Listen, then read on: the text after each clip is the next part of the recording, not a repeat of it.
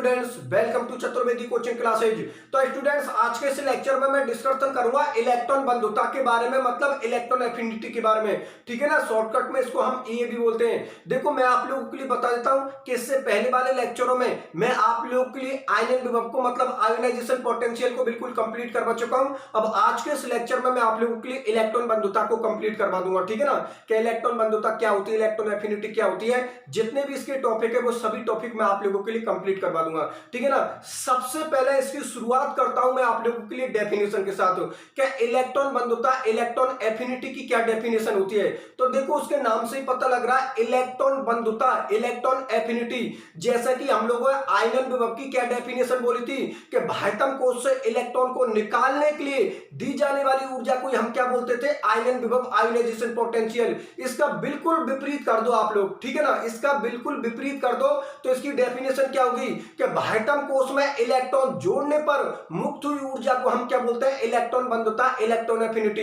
एक बार फिर से मैं आप लोगों के लिए बता देता हूं कि जो आयनन विभव होता है, आयोनाइजेशन पोटेंशियल होता है, उसकी डेफिनेशन से जस्ट बिल्कुल विपरीत डेफिनेशन किसकी होती है? इलेक्ट्रॉन बंधुता की, इलेक्ट्रॉन एफिनिटी की। ठीक है ना भाई, आयनन विभव की क्या डेफिनेशन होती है कि बाह्यतम कोश से इलेक्ट्रॉन को निकालने के लिए जो एनर्जी देते हैं उसको हम क्या बोलते हैं? आयनन विभव, आयोनाइजेशन पोटेंशियल। ठीक है ना, और इलेक्ट्रॉन बंधुता की ये डेफिनेशन उसके बिल्कुल विपरीत होगी कि बाह्यतम कोश में इलेक्ट्रॉन जोड़ने पर जो एनर्जी रिलीज होती है, उस रिलीज एनर्जी को हम लोग क्या बोलते हैं? इलेक्ट्रॉन बंधुता, इलेक्ट्रॉन एफिनिटी। मेरी बात आप लोग समझ में आ गई ना कि बाह्यतम कोश से इलेक्ट्रॉन को निकालने के लिए दी जाने वाली ऊर्जा को आयनन विभव, आयोनाइजेशन पोटेंशियल बोलते हैं, और बाह्यतम कोश में इलेक्ट्रॉन जोड़ने पर जो एनर्जी रिलीज होती है या एनर्जी बाहर निकलती है उसको हम इलेक्ट्रॉन बंधुता, इलेक्ट्रॉन एफिनिटी बोलते हैं। जैसे कि माना कि मैं यहाँ पर हेलोजन फैमिली का कोई मेंबर ले लेता हूं, जैसे मैं हेलोजन फैमिली को ले लेता हूं, ये मैंने किसको ले लिया? हेलोजन को। ठीक है ना, अब आप लोगों को पता है ये कौन है? उदासीन है, न्यूट्रल है।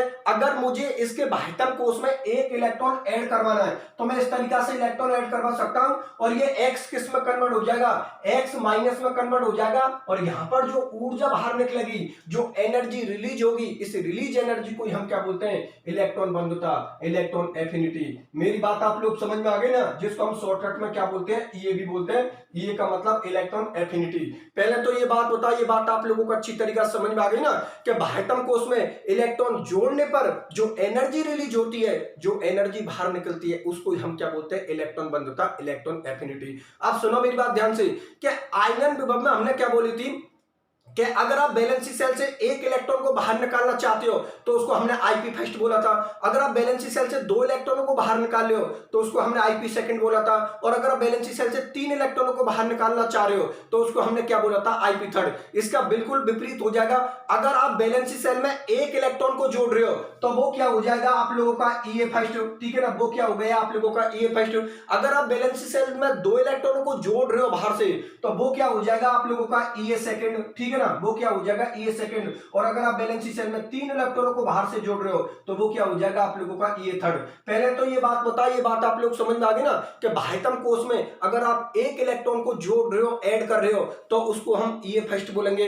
अगर आप दो इलेक्ट्रॉनों को जोड़ रहे हो तो उसको हम ईए सेकंड बोलेंगे, और अगर आप तीन इलेक्ट्रॉनों को जोड़ रहे हो तो उसको हम क्या बोलेंगे? ईए थर्ड। बात मेरी समझ में आ गई? चलो ठीक है, बहुत अच्छी बात है। अब सुनो मेरी बात ध्यान से। देखो, जिन प्रक्रमों के अंदर ऊष्मा बाहर निकलती है उन प्रक्रमों को हम क्या बोलते हैं? ऊष्मा क्षेपी प्रक्रम, अर्थात एक्सोथर्मिक प्रोसेस। और इनके लिए डेल्टा एच का मान क्या होता है? नेगेटिव होता है। मैं आप लोगों के लिए लिख देता हूं कि जिन प्रक्रमों के अंदर ऊष्मा बाहर निकलती है उनको हम क्या बोलते हैं? ऊष्मा क्षेपी प्रक्रम। उनको हम क्या बोलते हैं? ऊष्मा क्षेपी प्रक्रम, अर्थात एक्सोथर्मिक प्रोसेस। और इनके लिए डेल्टा एच का मान क्या होता है? नेगेटिव होता है। यह बात आप लोगों को पता होना चाहिए कि जिन प्रक्रमों के अंदर ऊष्मा बाहर निकलती है उन प्रक्रमों को हम क्या बोलते हैं? ऊष्मा क्षेपी प्रक्रम, अर्थात एक्सोथर्मिक प्रोसेस। और इनके लिए डेल्टा एच का मान क्या होता है? नेगेटिव होता है। ठीक है ना, और जिन प्रक्रमों के अंदर ऊष्मा अवशोषित होती है उन प्रक्रमों को हम क्या बोलते हैं? ऊष्मा शोषी प्रक्रम, अर्थात एंडोथर्मिक प्रोसेस। और इनके लिए डेल्टा एच का मान क्या होता है? पॉजिटिव होता है। ठीक है ना, मैं आप लोगों के लिए लिख देता हूं कि जिनमें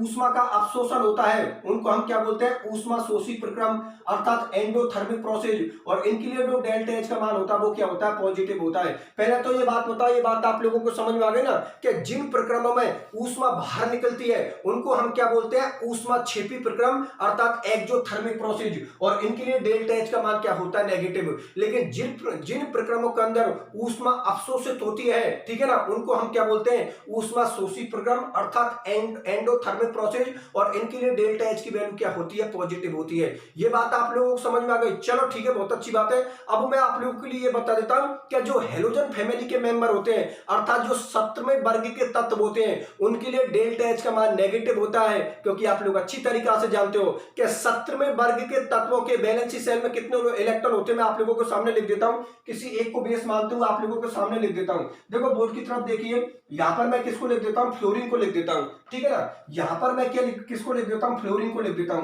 अब आपको पता है फ्लोरीन में इलेक्ट्रॉन कैसे होते हैं, 2 7, ठीक है ना। फ्लोरीन में इलेक्ट्रॉन कैसे होते हैं, 2 7। अब आप लोगों को पता है कि फ्लोरीन कौन से वर्ग के तत्व होता है, 17वें वर्ग का तत्व होता है, जिनको हम हेलोजन फैमिली के तत्व भी बोलते हैं, ठीक है ना। हेलोजन को हम किससे शो करते हैं, एक्स से, और एक्स बराबर होता है FCl Br और I। ये सभी कौन से फैमिली के एलिमेंट हो गए, ये हेलोजन फैमिली के एलिमेंट हो गए, या ऐसे बोल सकता हूं ये 17वें वर्ग के तत्व हो गए। और इनके लिए जो डेल्टा एच का मान होता है वो क्या होता है, नेगेटिव होता है। क्यों? क्योंकि ये अगर वैलेंसी सेल में एक इलेक्ट्रॉन को ग्रहण कर लें, या इनके वैलेंसी सेल में अगर हम एक इलेक्ट्रॉन को जोड़ दें, तो इनका अक्रिय गैस का विन्यास आ जाता है, अर्थात एक स्थायी विन्यास आ जाता है। जैसे कि यहां पर फ्लोरीन के वैलेंसी सेल में कितने इलेक्ट्रॉन है, 7 इलेक्ट्रॉन है। अगर इस 7 इलेक्ट्रॉन में मैं एक इलेक्ट्रॉन और जोड़ दूं, तो आप लोगों को पता है इसके पास इलेक्ट्रॉन कितने हो जाएंगे, 8, और 8 इलेक्ट्रॉन होते ही अष्टक नियम हो जाएगा, अर्थात इसका जो विन्यास है वो अक्रिय गैस के बराबर हो जाएगा। इसीलिए जो हेलोजन फैमिली के जो मेंबर होते हैं उनके लिए डेल्टा एच का मान क्या होता है, नेगेटिव होता है, क्योंकि यहां पर ऊष्मा बाहर निकलती है। तो देखो यहां पर मैं एक इलेक्ट्रॉन को जोड़ दूं, तो आप लोगों को पता है ये किसमें कन्वर्ट हो जाएगा, F- में, और अब इसका जो भाइतम को उसका जो कॉन्फ़िगरेशन क्या हो जाएगा, 2 8, ठीक है ना। ये 7 और 1 आपने जोड़ दिया भाइतम को उसमें, तो कितने इलेक्ट्रॉन हो गए, 8 इलेक्ट्रॉन हो गए, और ये अक्रिय गैस का विन्यास प्राप्त हो गया, ठीक है ना। तो यहां पर एनर्जी रिलीज होती है, और अगर एनर्जी रिलीज हो रही है तो आप लोगों को पता है डेल्टा एच का मान क्या होगा, नेगेटिव होगा। मेरी बात आप लोगों को समझ में आई या नहीं आई? चलो ठीक है, बहुत अच्छी बात है। लेकिन बात जब मैं अक्रिय गैसों की करूं, नोबल गैसों की करूं, तो देखो आप लोगों को पता है कि अक्रिय गैस तो पहले से ही स्थायी होती है भाई। जो नोबल गैस होती है वो तो पहले से ही स्थायी होती है। अगर आप उनके वैलेंसी सेल में इलेक्ट्रॉन जोड़ रहे हो, उनके भाइतम कोष में इलेक्ट्रॉन जोड़ रहे हो, तो इसका मतलब ये हुआ कि आप स्थायी चीज को कहां की ओर लेके जा रहे हो, अस्थायी की ओर। क्योंकि आप लोगों को पता है अक्रिय गैस तो पहले से ही स्थायी होती है, और अगर उनके वैलेंसी सेल में आप इलेक्ट्रॉन को जोड़ना चाहते हो, तो इसका मतलब तो ये हुआ कि एक स्टेबल कॉन्फ़िगरेशन को आप कहां की ओर लेके जा रहे हो, अनस्टेबल कॉन्फ़िगरेशन की ओर। मतलब एक स्थायी विन्यास को आप कहां पर लेके जा रहे हो, अस्थायी विन्यास की ओर। इसीलिए जो अक्रिय गैस होती है, जो नोबल गैस होती है, उनके लिए डेल्टा एच का मान क्या होता है, पॉजिटिव होता है। बात समझ में आ गई ना? जो अक्रिय गैस होती है अर्थात जो 18वें वर्ग के तत्व होते हैं, अक्रिय गैस होती है अर्थात जो 18वें वर्ग के तत्व होते हैं, उनके लिए डेल्टा एच का मान क्या होता है, पॉजिटिव होता है। ये बात आप लोग ध्यान में रखना। जो हेलोजन फैमिली के जो एलिमेंट होते हैं, या जो 17वें वर्ग के तत्व होते हैं, उनके लिए डेल्टा एच का मान क्या होता है, नेगेटिव। क्योंकि उनके वैलेंसी सेल में अगर हम इलेक्ट्रॉन जोड़ेंगे तो अस्थायी विन्यास किसमें कन्वर्ट हो जाएगा, स्थायी विन्यास में, और ऊर्जा बाहर निकलेगी, तो वहां पर डेल्टा एच का मान क्या होगा, नेगेटिव। लेकिन जो अक्रिय गैस है वो तो पहले से ही स्थायी है, और स्थायी विन्यास में अगर आप इलेक्ट्रॉन जोड़ रहे हो, इसका मतलब यही तो हुआ कि स्थायी विन्यास को आप अस्थायी विन्यास में कन्वर्ट करना चाहते हो, तो उस वक्त आप लोगों की जो डेल्टा एच की वैल्यू होगी, वो डेल्टा एच की वैल्यू आप लोगों की क्या होगी, पॉजिटिव होगी। मेरी बात आप लोगों को समझ में आ गई? चलो ठीक है, बहुत अच्छी बात है। अब सुनो मेरी बात ध्यान से, कि मैंने आप लोगों को इलेक्ट्रॉन बंधुता की डेफिनेशन बता दी, और इलेक्ट्रॉन बंधुता से रिलेटेड जितनी भी उसकी मेन बातें, वो सब मेन बातें मैंने आप लोगों के लिए बता दी। अब मैं डिस्कशन करूंगा कि जो इलेक्ट्रॉन बंधुता होती है, इलेक्ट्रॉन एफिनिटी होती है, इसकी आवर्त सारणी में क्या प्रवृत्ति होती है, अर्थात वर्ग में इसके गुण किस तरीका से चेंज होंगे और आवर्त में किस तरीका से चेंज होंगे, उसके बारे में डिस्कशन करूंगा। तो अगली हेडिंग डाल देता हूं, इलेक्ट्रॉन बंधुता की आवर्त सारणी में प्रवृत्ति। चलो ठीक है, देखो उसको भी।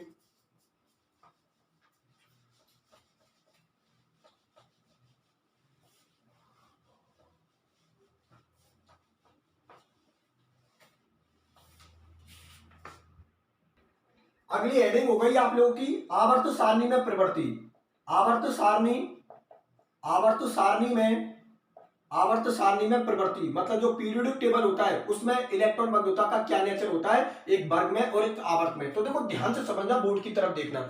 हमने इलेक्ट्रॉन बंधुता की, इलेक्ट्रॉन एफिनिटी की क्या डेफिनेशन बोली है कि बाह्यतम कोश में इलेक्ट्रॉन जोड़ने पर जो एनर्जी रिलीज होती है, जो ऊर्जा बाहर निकलती है, उसी को हमने क्या बोला, इलेक्ट्रॉन बंधुता, इलेक्ट्रॉन एफिनिटी। और ये एनर्जी जितनी ज्यादा बाहर निकलेगी, इलेक्ट्रॉन बंधुता के मान उतने ही ज्यादा होंगे, इलेक्ट्रॉन एफिनिटी के मान उतने ही ज्यादा होंगे। अब हम लोगों को इसका रेगुलर ट्रेंड देखना है कि वर्ग में इसके गुण किस तरीका से चेंज होते हैं और एक आवर्त में इसके गुण किस तरीका से चेंज होते हैं, वो मुझे आप लोगों के लिए समझाना है। तो देखो, आप लोगों को पता है कि ये हम लोगों का कौन हो गया, आवर्त, ठीक है ना, ये हम लोगों का कौन हो गया, आवर्त अर्थात पीरियड हो गया, और ये हम लोगों का कौन हो गया, वर्ग हो गया, ठीक है ना, ये हम लोगों का क्या हो गया, वर्ग हो गया अर्थात ग्रुप हो गया, और ये हम लोगों का आवर्त हो गया अर्थात पीरियड हो गया। अब आप लोगों को ये सारी चीजें मैंने अच्छी तरीका से बता रखी है कि जब हम एक आवर्त में अर्थात एक पीरियड में लेफ्ट से राइट की ओर जाते हैं, जब हम लेफ्ट टू राइट जाते हैं, तो आप लोगों को पता है कि जब लेफ्ट से राइट की ओर जाते हैं तो प्रभावी नाभिकीय आवेश बढ़ता है, अर्थात जेड इफेक्ट आप लोगों को बढ़ता है, न्यूक्लियर का अट्रैक्शन फोर्स आप लोगों को बढ़ता है। तो जब हम लेफ्ट से राइट की ओर जाते हैं तो प्रभावी नाभिकीय आवेश अर्थात जेड इफेक्ट आप लोगों का बढ़ता है।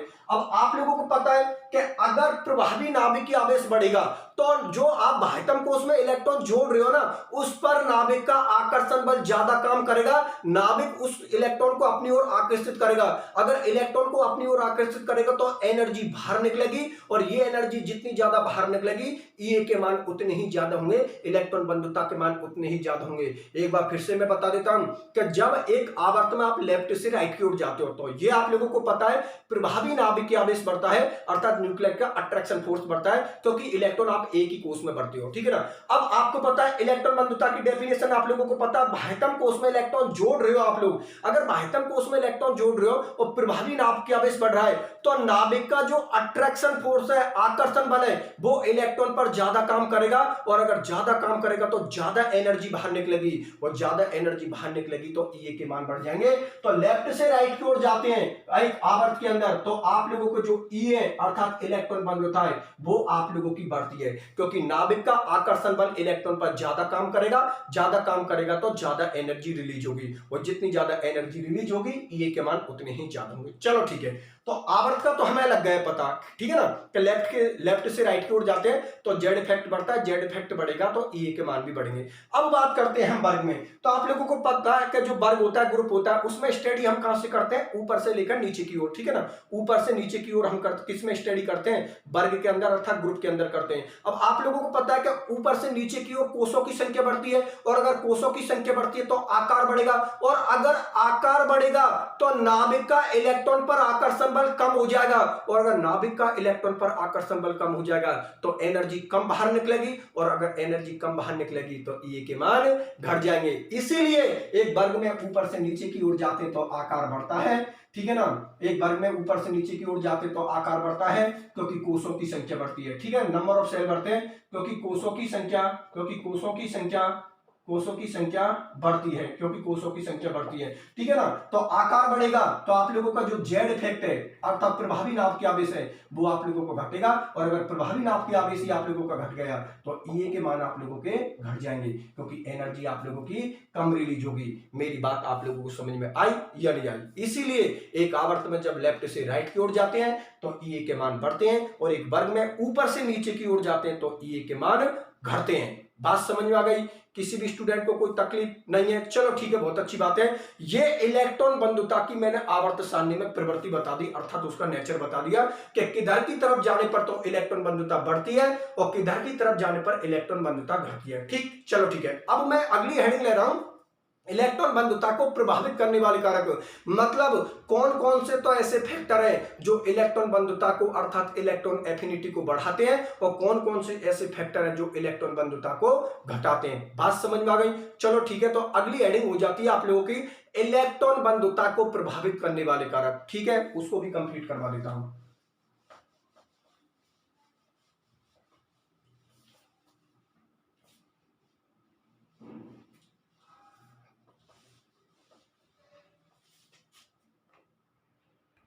तो हेडिंग डाल देता हूं मैं आप लोगों के लिए, इलेक्ट्रॉन बंधुता, इलेक्ट्रॉन बंधुता, इलेक्ट्रॉन बंधुता, इलेक्ट्रॉन बंधुता को प्रभावित करने वाले कारक, इलेक्ट्रॉन बंधुता को प्रभावित करने वाले कारक, प्रभावित करने वाले कारक, करने वाले कारक, ठीक है ना, मतलब कौन कौन से तो ऐसे फैक्टर हैं जो ईए की वैल्यू को बढ़ाएंगे और कौन कौन से ऐसे फैक्टर हैं जो ईए की वैल्यू को घटाएंगे।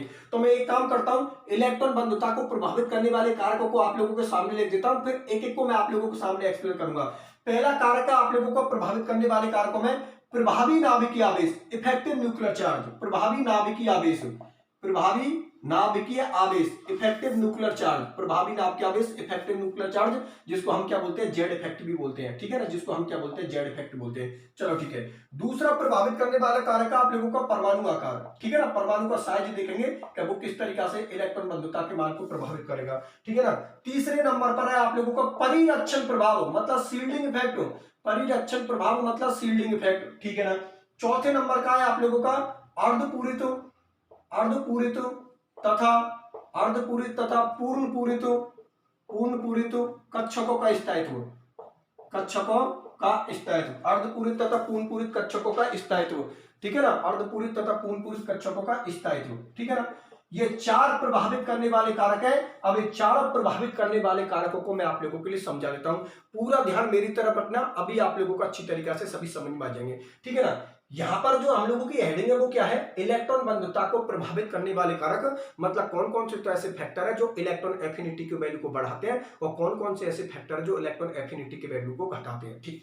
पहले नंबर का आप लोगों का फैक्टर है प्रभावी नाभिकीय आवेश, अर्थात इफेक्टिव न्यूक्लियर चार्ज, जिसको हम जेड इफेक्ट भी बोलते हैं। तो अभी थोड़ी देर पहले मैंने आप लोगों के लिए बात बताई थी कि जब प्रभावी नाभिकीय आवेश बढ़ेगा, ध्यान से समझना, जब प्रभावी नाभिकीय आवेश बढ़ेगा तो इलेक्ट्रॉन बंधुता का मतलब यही तो हुआ कि आप बाह्यतम कोश में इलेक्ट्रॉन जोड़ रहे हो। तो अगर प्रभावी नाभिकीय आवेश बढ़ेगा तो नाभिक का आकर्षण बल इलेक्ट्रॉन पर ज्यादा काम करेगा, और अगर नाभिक का आकर्षण बल इलेक्ट्रॉन पर ज्यादा काम करेगा तो इलेक्ट्रॉन बंधुता अर्थात जो इलेक्ट्रॉन एफिनिटी है उसकी वैल्यू बढ़ेगी। इसका मतलब ये हुआ कि प्रभावी नाभिकीय आवेश का जो रिलेशन होगा वो इलेक्ट्रॉन बंधुता के क्या होगा, समानुपाती, अर्थात डायरेक्टली प्रोपोर्शनल। तो यहां पर लिख देता हूं मैं आप लोगों के लिए जेड इफेक्ट, मतलब जो प्रभावी नाभिकीय आवेश का जो रिलेशन होगा वो इलेक्ट्रॉन बंधुता इलेक्ट्रॉन एफिनिटी के क्या होगा, समानुपाती, अर्थात डायरेक्टली प्रोपोर्शनल। मेरी बात आप लोगों को समझ में आ गई, चलो ठीक है, बहुत अच्छी बात है। दूसरा है आप लोगों का परमाणु आकार, ठीक है ना, मतलब एटॉमिक साइज के बारे में डिस्कशन करेंगे। तो आप लोगों को पता है कि जब परमाणु का आकार बढ़ेगा तो नाभिक और इलेक्ट्रॉन के बीच की जो दूरी है वो दूरी आप लोगों को पता बढ़ेगी। तो नाभिक का जो आकर्षण बल है ना वो इलेक्ट्रॉन पर कम काम करेगा, और नाभिक का आकर्षण बल अगर इलेक्ट्रॉन पर कम काम करेगा तो एनर्जी कम रिलीज होगी, कम बाहर निकलेगी, और कम बाहर निकलेगी तो ई के मान आप लोगों के घट जाएंगे। इसलिए एक परमाणु के आकार का जो रिलेशन है इलेक्ट्रॉन बंधुता के वो क्या होगा, व्युत्क्रमानुपाती, अर्थात इनवर्सली प्रोपोर्शनल, ठीक है ना। तो यहां पर लिख देता हूं मैं परमाणु आकार, परमाणु आकार, ठीक है ना, परमाणु आकार व्युत्क्रमानुपाती अर्थात इनवर्सली प्रोपोर्शनल किसको होता है, इलेक्ट्रॉन बंधुता के इलेक्ट्रॉन एफिनिटी के। ये पहला रिलेशन हो गया और ये आप लोगों का दूसरा रिलेशन हो गया। मेरी बात आप लोग समझ में आ गई ना कि परमाणु के आकार के जो रिलेशन होगा इलेक्ट्रॉन बंधुता का इलेक्ट्रॉन एफिनिटी का वो क्या होगा, व्युत्क्रमानुपाती अर्थात इनवर्सली प्रोपोर्शनल, ठीक है। ये पहले नंबर का पॉइंट क्लियर, दूसरे नंबर का पॉइंट क्लियर। अब मैं डिस्कशन करूंगा तीसरे नंबर के पॉइंट के बारे में, जो है आप लोगों का परिरक्षण प्रभाव अर्थात शील्डिंग इफेक्ट। अब आप लोगों को पता है कि परिरक्षण प्रभाव बढ़ने पर, शील्डिंग इफेक्ट बढ़ने पर आप लोगों को पता है परमाणु का आकार बढ़ता है, और परमाणु का अगर आकार बढ़ेगा तो इलेक्ट्रॉन और नाभिक के बीच की जो दूरी है, जो डिस्टेंस है वो बढ़ेगी, और अगर डिस्टेंस बढ़ेगी तो एनर्जी कम बाहर निकलेगी, और कम बाहर निकलेगी तो ई के मान घट जाएंगे। इसीलिए जो परिरक्षण प्रभाव होता है, शील्डिंग इफेक्ट होता है, इसका रिलेशन होगा वो इलेक्ट्रॉन बंधुता के क्या होगा, व्युत्क्रमानुपाती अर्थात इनवर्सली प्रोपोर्शनल। तो यहां पर ले देता हूं परिरक्षण प्रभाव, परिरक्षण प्रभाव अर्थात जो शील्डिंग इफेक्ट होता है उसका रिलेशन भी इलेक्ट्रॉन बंधुता के क्या होगा, व्युत्क्रमानुपाती, इनवर्सली प्रोपोर्शनल, और ये हो गया आपका रिलेशन नंबर 3। बात समझ में आ गई, चलो ठीक है। अब मैं चौथे नंबर के पॉइंट पर डिस्कशन करता हूं, अर्धपूरित तथा पूर्ण पूरित कक्षकों का स्टार्ट। अब एक बात बताओ, जो अर्धपूरित और पूर्ण पूरित जो कक्षक होते हैं, ठीक है ना, वो उनका जो कॉन्फ़िगरेशन होता है वो एक स्थायी कॉन्फ़िगरेशन होता है, स्टेबल कॉन्फ़िगरेशन होता है। और अगर आप एक स्टेबल कॉन्फ़िगरेशन में इलेक्ट्रॉन जोड़ रहे हो तो कॉमन सी बात है, स्थायी चीज किस में कन्वर्ट कर रहे हो आप, अस्थायी के अंदर। और अगर अस्थायी के अंदर कन्वर्ट कर रहे हो तो बहुत ही कम आप लोगों की एनर्जी बाहर निकलेगी, क्योंकि कोई भी स्टेबल चीज अनस्टेबल की ओर नहीं जाना चाहेगी, ठीक है ना। अगर आप जबरदस्ती उसमें इलेक्ट्रॉन ऐड कर रहे हो तो एनर्जी बहुत ही कम रिलीज होगी, और बहुत ही कम रिलीज होगी तो ई के मान आप लोगों के घट जाएंगे। आयनन विभव में इसका उल्टा होता था, आयनन विभव में तो इलेक्ट्रॉन निकालने पर एनर्जी देते थे। तो कॉमन सी बात है, जो चीज स्टेबल है उसमें से इलेक्ट्रॉन निकाल ले तो आपको एनर्जी ज्यादा देनी पड़ेगी, और ज्यादा एनर्जी अगर आपको देनी पड़ेगी तो आयनन विभव के मान वहां पर बढ़ते थे। लेकिन यहां पर टॉपिक जस्ट उसका उल्टा चल रहा है, इलेक्ट्रॉन बंधुता। यहां पर हम इलेक्ट्रॉन जोड़ रहे हैं, तो एक बात बताओ यार, कोई स्थायी विन्यास के अंदर आप इलेक्ट्रॉन जोड़ रहे हो तो वहां पर आपको पता है स्थायी को किस में कन्वर्ट कर रहे हो, अस्थायी में कन्वर्ट कर रहे हो, तो एनर्जी बहुत ही कम निकलेगी। इसीलिए जो अर्धपूरक तथा पूर्ण पूरक कक्षक होते हैं उनके लिए इलेक्ट्रॉन बंधुता के मान कम होते हैं। बात समझ में आ गई ना? उनके लिए इलेक्ट्रॉन बंधुता के मान कम क्यों होते हैं? क्योंकि उनका स्थायित्व घट जाता है, ठीक है ना, स्थायित्व उनका क्या होता है, घट जाता है। इसीलिए जो अर्धपूरक तथा पूर्ण पूरक कक्षक होते हैं उनके लिए इलेक्ट्रॉन बंधुता के मान कम होते हैं। चलो ठीक है, ये आप लोगों का चौथे नंबर का पॉइंट क्लियर होता है प्रभावित करने वाले कारकों में। तो देखो यहां पर मैंने इलेक्ट्रॉन बंधुता को प्रभावित करने वाले कितने कारक बताए हैं, 4 कारक बताए, 4 फैक्टर बताए। चारों फैक्टरों को याद कर लेना और उनके रिलेशन ध्यान में रख लेना बिल्कुल पूरे कॉन्सेप्ट के साथ। कोई भी अगर आप लोगों से कुछ पूछे तो उसका आप लोगों को कॉन्सेप्ट पता होना चाहिए, उसका जवाब पता होना चाहिए। तभी तो मैं बोलता हूं कि रट्टा मत मारो, एक एक चीज को ध्यान से समझते चलो, पूरे कॉन्सेप्ट के साथ समझते चलो। जैसे जैसे आप लोगों को कॉन्सेप्ट समझ में आएंगे उस तरीका से उस सब्जेक्ट में आप लोगों का उतना ही ज्यादा इंटरेस्ट बढ़ जाएगा, मतलब उस सब्जेक्ट को पढ़ने में उतना ही ज्यादा मजा आएगा अगर आपको उसका बेसिक पता है, छोटी छोटी चीजें उस सब्जेक्ट की पता है आप लोगों को, ठीक है। चलो ठीक है, तो देखो ये इलेक्ट्रॉन बंधुता को प्रभावित करने वाले कारक हो गए आप लोगों के। अब मैं डिस्कशन करूंगा इलेक्ट्रॉन बंधुता में अपवाद, ठीक है ना, मतलब जो इलेक्ट्रॉन बंधुता होती है, इलेक्ट्रॉन एफिनिटी होती है, उसमें क्या क्या अपवाद होते हैं, क्या क्या एक्सेप्शनल केस होते हैं, उनके बारे में और डिस्कशन कर लेता हूं। तो देखो बोर्ड की तरफ हेडिंग डाल देता हूं, इलेक्ट्रॉन बंधुता में अपवाद, एक्सेप्शनल केस।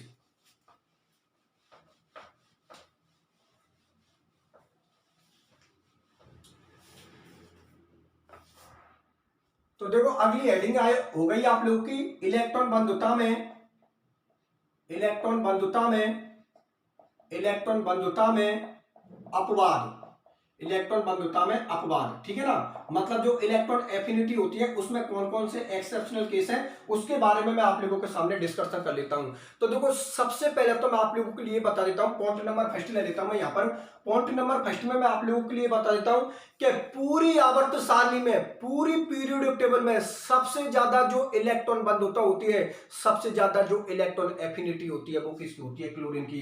ये सारी चीजों को आप नोट करते चलना। मैंने आकार में क्या बात बोली थी कि पूरी आवर्त सारणी में सबसे बड़ा आकार किसका होता है, सीजियम का, और सबसे छोटा आकार किसका होता है, हाइड्रोजन का। फिर मैंने आयनन विभव में आप लोगों से क्या बात बोली थी कि पूरी आवर्त सारणी में सबसे ज्यादा आयनन विभव किसका होता है, हीलियम का, और सबसे कम जो आयनन विभव होता है, आयोनाइजेशन पोटेंशियल होता है, वो किसको होता है, सीजियम का। उसी तरीका से मैं यहां पर ये बोल रहा हूं कि पूरी आवर्त सारणी में, पूरी पीरियोडिक टेबल में सबसे ज्यादा जो इलेक्ट्रॉन बंधुता होती है, इलेक्ट्रॉन एफिनिटी होती है, वो किसकी होती है, क्लोरीन की। और सबसे कम जो इलेक्ट्रॉन बंधुता होती है अर्थात जीरो इलेक्ट्रॉन बंधुता होती है वो किनकी होती है, अक्रिय गैसों की। अब इस चीज का मैं आप लोगों के लिए रीजन देता हूं, देखो ध्यान से समझना। मैं ये बोल रहा हूं कि पूरी आवर्त सारणी में सबसे ज्यादा जो इलेक्ट्रॉन बंधुता होती है वो किसकी होती है, क्लोरीन की। और सबसे कम जो इलेक्ट्रॉन बंधुता होती है वो किनकी होती है, अक्रिय गैसों की। अब देखो सुनो मेरी बात ध्यान से कि आप लोगों को पता है कि जो हेलोजन फैमिली के तत्व हैं, ठीक है ना, उनके बाह्यतम कोष में कितने इलेक्ट्रॉन होते हैं, 7 इलेक्ट्रॉन होते हैं। अगर वो एक इलेक्ट्रॉन ग्रहण कर ले, ठीक है ना, अगर वो एक इलेक्ट्रॉन ग्रहण कर ले तो उनका विन्यास किसके बराबर हो जाए, अक्रिय गैस के बराबर। तो आपको पता कोई भी एटम हुआ, कोई भी कंपाउंड हुआ, वो हर कंपाउंड, हर एक एटम स्टेबिलिटी की ओर जाना चाहता है, और अगर वो स्टेबिलिटी की ओर जाना चाहता है तो वहां पर एनर्जी ज्यादा निकलेगी। इसीलिए जो हेलोजन फैमिली के तत्व होते हैं उनके लिए डेल्टा एच का मान नेगेटिव होता है, और जो उनकी इलेक्ट्रॉन बंधुता होती है, इलेक्ट्रॉन एफिनिटी होती है, उनके मान क्या होते हैं, ज्यादा होते हैं, और ज्यादा किसके होते हैं, क्लोरीन के। आप सुनो मेरी बात ध्यान से, अगले लेक्चर में मैं जब आप लोगों के लिए इलेक्ट्रॉन बंधुता को निकालने का तरीका बताऊंगा तब मैं इस चीज का रीजन दूंगा आप लोगों के लिए कि जो क्लोरीन की इलेक्ट्रॉन बंधुता होती है वो पूरी आवर्त सारणी में सबसे ज्यादा क्यों होती है, ठीक है ना, इसी चीज का रीजन दूंगा। बात समझ में आ गई ना। दूसरे पॉइंट में मैं डिस्कशन करूंगा अक्रिय गैसों के बारे में। मैंने ये बात बोली है कि पूरी आवर्त सारणी में सबसे ज्यादा इलेक्ट्रॉन बंधुता किसकी होती है, क्लोरीन की, और सबसे कम जो इलेक्ट्रॉन बंधुता होती है वो किनकी होती है, अक्रिय गैसों की, नोबल गैसों की। क्योंकि आप लोग अच्छी तरीका से जानते हो हो कि जो अक्रिय गैस होती है, नोबल गैस होती है, उनका एक स्टेबल कॉन्फ़िगरेशन होता है, वो स्थायी होती हैं, और अगर उनमें आप इलेक्ट्रॉन जोड़ना चाहते हो तो वहां पर एनर्जी बहुत ही कम निकलेगी, अर्थात जीरो एनर्जी बाहर निकलेगी।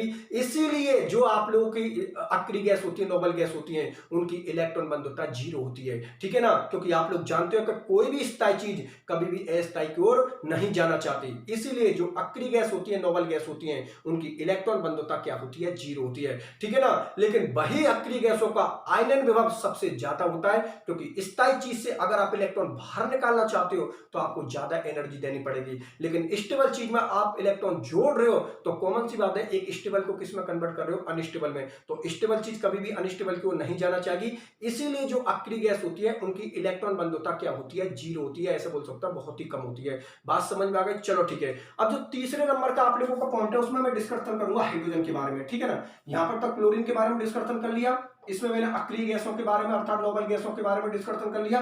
तीसरे पॉइंट के अंदर मैं डिस्कशन करूंगा अपवादों में हाइड्रोजन के बारे में।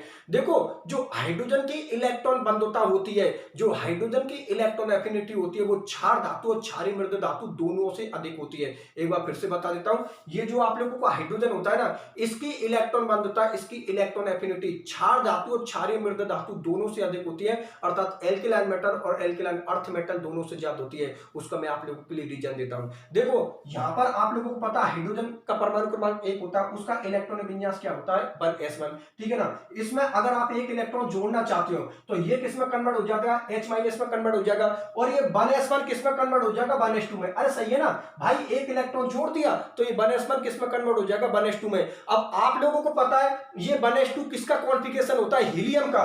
ये 1s2 किसका कॉन्फ़िगरेशन होता है, हीलियम का, क्योंकि हीलियम का भी क्या होता है, 1s2। इसका मतलब ये हुआ कि पहले हाइड्रोजन खुद कौन था, अस्थायी था। हाइड्रोजन का जो इलेक्ट्रॉन विन्यास था वो क्या था, अस्थायी था, अनस्टेबल था। लेकिन जैसे ही आपने एक इलेक्ट्रॉन को जोड़ा ना तो उसका अस्थायी विन्यास किसमें कन्वर्ट हो गया, एक स्थायी विन्यास में कन्वर्ट हो गया। और अगर अस्थायी विन्यास स्थायी विन्यास में कन्वर्ट हो रहा है, अनस्टेबल कॉन्फ़िगरेशन स्टेबल कॉन्फ़िगरेशन में कन्वर्ट हो रहा है, तो बहुत ज्यादा एनर्जी बाहर निकलेगी, बहुत ज्यादा एनर्जी बाहर निकलेगी, इलेक्ट्रॉन बंधुता के मान बढ़ जाएंगे। इसलिए जो हाइड्रोजन होता है उसकी जो इलेक्ट्रॉन बंधुता होती है, इलेक्ट्रॉन एफिनिटी होती है, वो क्षार धातु और क्षारीय मृद धातु दोनों से अधिक होती है, क्योंकि हाइड्रोजन एक इलेक्ट्रॉन ग्रहण करके किसका विन्यास प्राप्त कर लेता है, हीलियम का एक स्थायी विन्यास प्राप्त कर लेता है, ठीक है ना। और सौभातन की एक बात मैं आप लोगों के लिए बता देता हूं, देखो ध्यान से समझना, यहां पर सौभातन की एक बात मैं ये बता रहा हूं, क्या कोई भी अस्थायी कॉन्फ़िगरेशन है, ठीक है ना, अनस्टेबल कॉन्फ़िगरेशन है, और उस अनस्टेबल कॉन्फ़िगरेशन के अंदर आप इलेक्ट्रॉन जोड़ रहे हो, ऐड कर रहे हो, और अगर वो स्थायी के अंदर कन्वर्ट हो रहा है, स्टेबल के अंदर कन्वर्ट हो रहा है, तो समझ जाना वहां पर इलेक्ट्रॉन बंधुता के मान आप लोगों के बढ़ेंगे, इलेक्ट्रॉन एफिनिटी के मान बढ़ेंगे। लेकिन जो पहले से स्टेबल कॉन्फ़िगरेशन है और स्टेबल कॉन्फ़िगरेशन में अगर आप इलेक्ट्रॉन जोड़ना चाहते हो तो आप लोगों को पता है स्टेबल को आप अनस्टेबल में कन्वर्ट कर रहे हो, और ऐसा नहीं होता है। इसलिए उस कंडीशन में आप लोगों के इलेक्ट्रॉन बंधुता के मान घट जाएंगे, इलेक्ट्रॉन एफिनिटी के मान घट जाएंगे। अगर अस्थायी से स्थायी विन्यास प्राप्त हो रहा है तो इलेक्ट्रॉन बंधुता के मान बढ़ जाएंगे, और अगर स्थायी विन्यास से अस्थायी विन्यास प्राप्त हो रहा है तो इलेक्ट्रॉन बंधुता के मान घट जाएंगे। ये कॉन्सेप्ट आप लोग ध्यान में रखना। बात समझ में आ गई? तो अपवादों के अंदर तो मैंने 3 पॉइंटों पर डिस्कशन किया है कि पूरी आवर्त सारणी में सबसे ज्यादा जो इलेक्ट्रॉन बंधुता होती है वो किसकी होती है, क्लोरीन की, सबसे कम किनकी होती है, अक्रिय गैसों की, ठीक है ना। और हाइड्रोजन का जो इलेक्ट्रॉन बंधुता होती है वो क्षार धातु और क्षारीय मृद धातु दोनों से अधिक होती है, क्योंकि हाइड्रोजन एक इलेक्ट्रॉन ग्रहण करके हीलियम का स्थायी इलेक्ट्रॉन विन्यास प्राप्त कर लेता है। चलो ठीक है, बहुत अच्छी बात है। इसी के साथ इलेक्ट्रॉन बंधुता में जो अपवाद थे ये भी आप लोगों का क्लियर होता है। अब जो इसका मैं अगला टॉपिक ले रहा हूं, वो अगला टॉपिक ले रहा हूं इलेक्ट्रॉन बंधुता के अनुप्रयोग, मतलब जो इलेक्ट्रॉन एफिनिटी है उसकी क्या क्या एप्लीकेशन है, एप्लीकेशनों के बारे में और डिस्कशन कर लेता हूं, ठीक है ना। तो देख लो, इलेक्ट्रॉन बंधुता में इलेक्ट्रॉन बंधुता के अनुप्रयोग, एप्लीकेशन ऑफ इलेक्ट्रॉन एफिनिटी।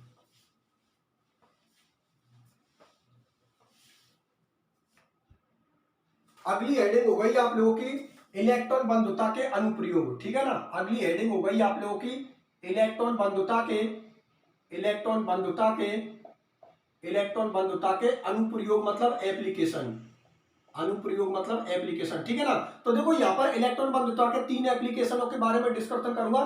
तीनों एप्लीकेशनों को आप लोगों के सामने लिख देता हूं।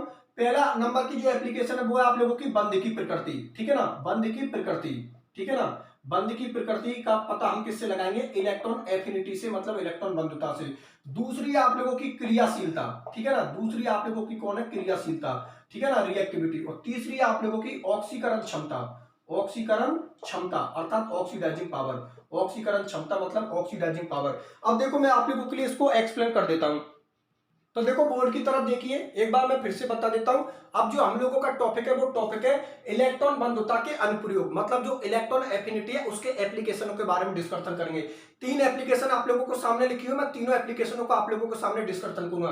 पहला बंध की प्रकृति, मतलब बंध की प्रकृति का हम पता लगाएंगे किससे, इलेक्ट्रॉन एफिनिटी से। दूसरी आप लोगों की क्रियाशीलता और तीसरी आप लोगों की ऑक्सीकरण क्षमता मतलब ऑक्सीडाइजिंग पावर। ठीक है, सबसे पहले मैं डिस्कशन करूंगा बंध की प्रकृति के बारे में कि बंध की प्रकृति का हम इलेक्ट्रॉन एफिनिटी से, इलेक्ट्रॉन बंधुता से हम कैसे पता लगाएंगे। तो देखो ध्यान से समझना, ठीक है ना। जैसे कि माना कि कोई दो तत्व है, ठीक है ना, और दो तत्वों का अंतर, दो तत्वों के अंतर जो आयनन विभव होता है और जो इलेक्ट्रॉन बंधुता होती है, अगर उनमें अंतर कम हुआ, ठीक है ना, तो बंध की जो प्रकृति होगी वो क्या होगी, आयनिक होगी। एक बार फिर से समझना, मैं ये बोल रहा हूं कि दो तत्वों के बीच जो आयनन विभव होता है और जो इलेक्ट्रॉन बंधुता होती है, ठीक है ना, अगर इनका अंतर कम हुआ तो बंध की जो प्रकृति होगी वो आयनिक होगी, क्योंकि इतनी ऊर्जा की पूर्ति हम लोगों को किससे हो जाएगी, जालक ऊर्जा से, लैटिस एनर्जी से। ये कौन होती है आप लोगों की, जालक ऊर्जा अर्थात लैटिस एनर्जी। जालक ऊर्जा को और बता देता हूं, अगर उसका जिक्र हुआ तो जालक ऊर्जा अर्थात ये लैटिस एनर्जी क्या होती है, लैटिस एनर्जी होती है, जालक ऊर्जा होती है, किन में होती है, आयनिक यौगिकों में होती है, आयनिक कंपाउंडों में होती है। जैसे कि अगर हम किसी आयनिक यौगिक को बनाएं तो ऊर्जा रिलीज होती है, उस रिलीज ऊर्जा को हम लोग क्या बोलते हैं, जालक ऊर्जा, लैटिस एनर्जी, ठीक है ना। या फिर उल्टा बोल दो, अगर हम किसी आयनिक यौगिक को तोड़ दें तो उस केस में भी ऊर्जा बाहर निकलती है, तब भी उस रिलीज ऊर्जा को हम लोग क्या बोलते हैं, जालक ऊर्जा, लैटिस एनर्जी। एक एग्जांपल देता हूं, जैसे कि मैंने यहां पर किसको ले लिया, NaCl को ले लिया, ठीक है ना। NaCl आयनिक यौगिक होता है, अगर NaCl को आप तोड़ोगे तो किसमें टूटेगा, Na+ और Cl- में, ठीक है ना। तो इस कंडीशन में आप लोगों की ऊर्जा बाहर निकलेगी और इस ऊर्जा को हम क्या बोलते हैं, जालक ऊर्जा अर्थात लैटिस एनर्जी। या केस उल्टा कर दो, यहां पर तो हमने आयनिक यौगिक को तोड़ा है, तोड़ने पर ऊर्जा बाहर निकल रही है, उस ऊर्जा को हम क्या बोल रहे हैं, जालक ऊर्जा अर्थात लैटिस एनर्जी। केस उल्टा कर दो, अगर Na+ और Cl- दोनों मिलकर NaCl आयनिक यौगिक बनाते हैं तो उस कंडीशन में भी ऊर्जा बाहर निकलती है और उस ऊर्जा को हम क्या बोलते हैं, जालक ऊर्जा अर्थात लैटिस एनर्जी। पहले तो ये बात आप लोग समझ में आ गई ना कि जालक ऊर्जा, लैटिस एनर्जी हम किसको बोलते हैं, कि अगर किसी आयनिक यौगिक को हम तोड़ दें तो उस कंडीशन में ऊर्जा बाहर निकलती है, उस ऊर्जा बाहर निकलती है उसको हम क्या बोलते हैं, जालक ऊर्जा, लैटिस एनर्जी। केस उल्टा कर दो, अगर Na+ और Cl- दोनों मिलकर अगर किसी आयनिक यौगिक का निर्माण कर रहे हैं या NaCl का निर्माण कर रहे हैं तो उस कंडीशन में भी आप लोगों की ऊर्जा बाहर निकलेगी और उस ऊर्जा को भी हम क्या बोलते हैं, जालक ऊर्जा, लैटिस एनर्जी। तो चाहे आयनिक यौगिक को बना लो, चाहे आयनिक यौगिक को तोड़ दो, दोनों कंडीशन में ऊर्जा बाहर निकलती है और जो ऊर्जा बाहर निकलती है उसी को हम क्या बोलते हैं, जालक ऊर्जा, लैटिस एनर्जी। बात समझ में आ गई। अब मैं क्या बोल रहा हूं, क्या किन्हीं दो तत्वों के बीच का जो अंतर है, ठीक है ना, आयनन विभव और इलेक्ट्रॉन बंधुता का अगर जो अंतर है वो अंतर अगर कम है तो जो बंध है आप लोगों की उसकी जो प्रकृति होगी वो क्या होगी, आयनिक होगी, क्योंकि इतनी ऊर्जा की पूर्ति किससे हो जाएगी, जालक ऊर्जा से अर्थात लैटिस एनर्जी से।